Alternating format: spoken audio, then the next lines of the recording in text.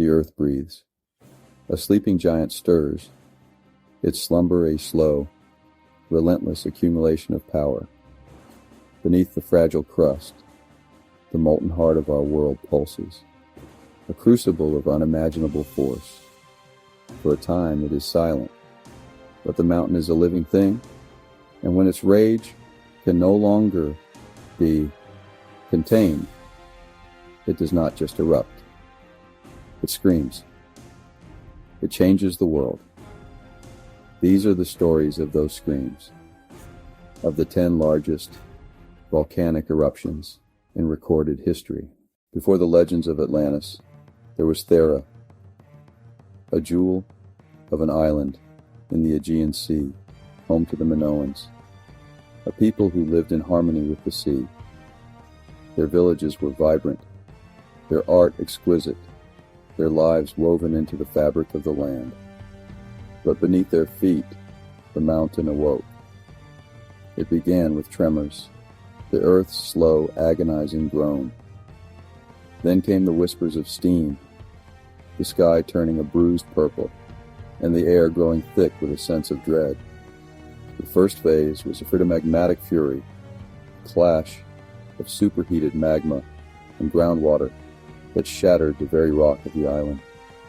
A column of ash and pumice, gray and monstrous, shot into the sky, dwarfing the sun. For days, the sky was a twilight of fire and dust.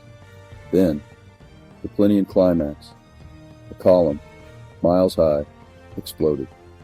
The mountain was not just erupting, it was tearing itself apart. Pumice, like boiling stone, rained down, burying the towns, entombing homes and lives in a tomb of rock.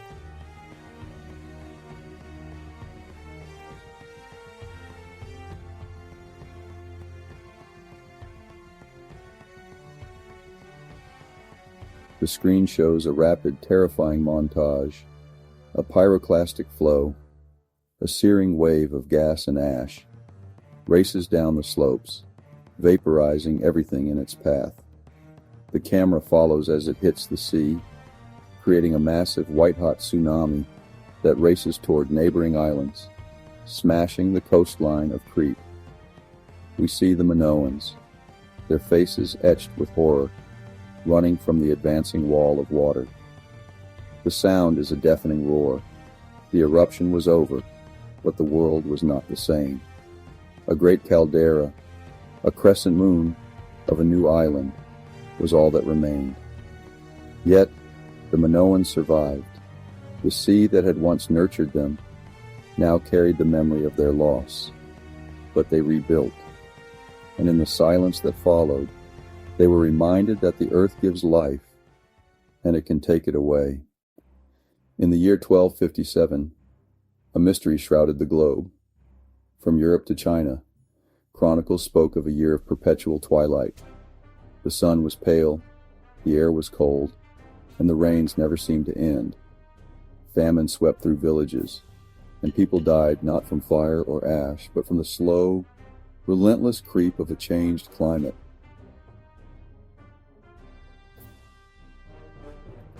The source of this plague was half a world away, a mountain on the Indonesian island of Lombok. Samalis was a volcano of immense power. Its eruption was not a single sharp event, but a prolonged, multi-phased release of an enormous magma chamber. The sky above it boiled with an eruption column that reached a staggering 40 kilometers high.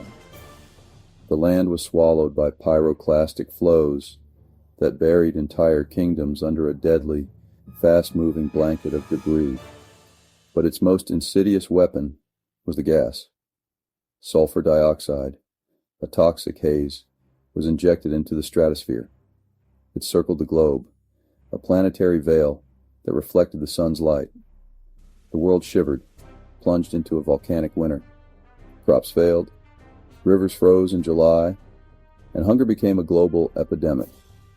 It was a silent, invisible killer that proved the true global reach of a mountain's fury. But from the ashes, they survived. They learned to ration, to adapt, to pray for a sun that they believed had abandoned them. And eventually, it returned. April 1815. Mount Tambora, on the Indonesian island of Sumbawa, had been silent for centuries. The local people lived peacefully in its shadow. But the mountain was stirring. Earthquakes shook the ground for weeks, and a plume of steam, a ghost of what was to come, rose from its summit. On April 5th, a series of small, sharp explosions began. The whispers of the earth were turning into shouts. On April 10th, the mountain's rage became so absolute. Tambora's cone, a perfectly formed summit, was ripped apart in a series of colossal explosions. The sound was heard over 2,600 kilometers away, a sonic boom that shattered windows and deafened those who were too close. The eruption column soared to an estimated 43 kilometers. A mushroom cloud of ash and gas that punched a hole in the stratosphere. The island was plunged into complete darkness for 3 days. No sun was visible. Pyroclastic flows, superheated avalanches of ash, pumice, and gas raced down the slopes at speeds up to 100 miles per hour, incinerating everything in their path. But the greatest tragedy unfolded in the year that followed. The ash plume, a cloud of fine, deadly particles, circled the globe.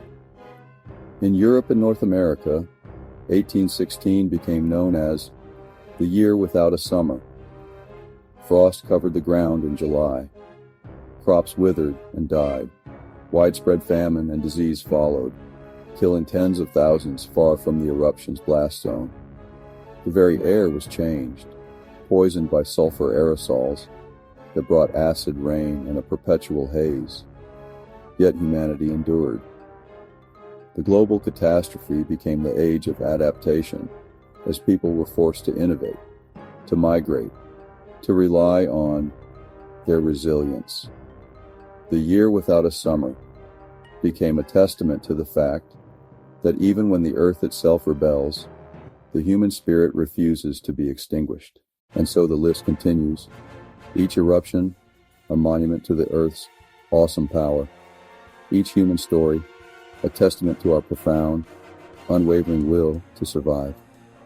We tell these stories not just as a record of destruction, but as a reminder of our collective journey through fire and ice, ash and darkness, and our ultimate triumph over the forces of nature. Toba, Indonesia, c. 74,000 BCE. The eruption that plunged the world into a decade-long volcanic winter, potentially reducing the global human population to a few thousand. A test of survival that humanity, in its infancy, barely passed.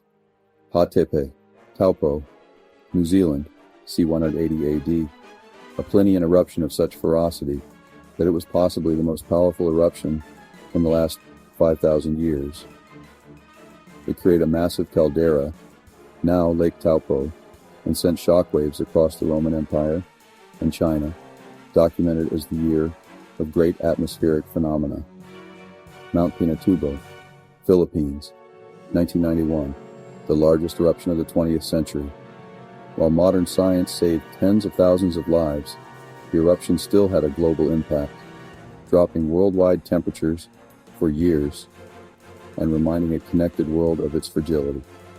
Mount Huaynaputina, Peru, 1600 AD, the largest eruption in South America's recorded history.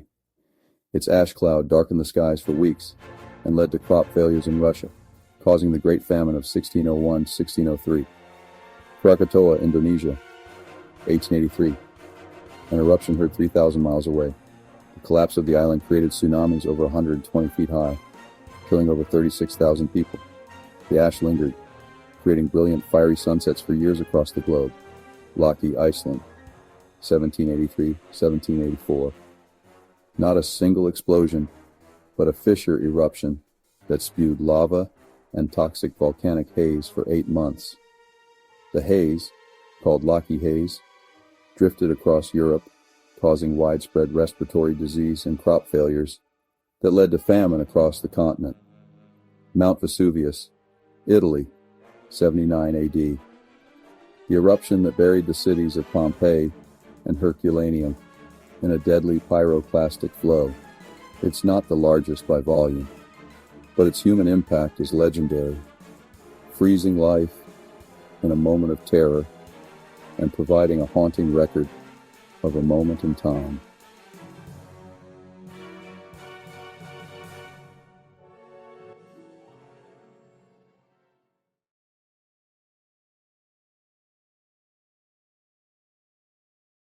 You enjoy this type of content? Comment, like, subscribe, and share. Stay tuned for the next awesome volcano video. Also, check out our new membership to help support the channel, along with perks on my main channel page. Thanks for watching.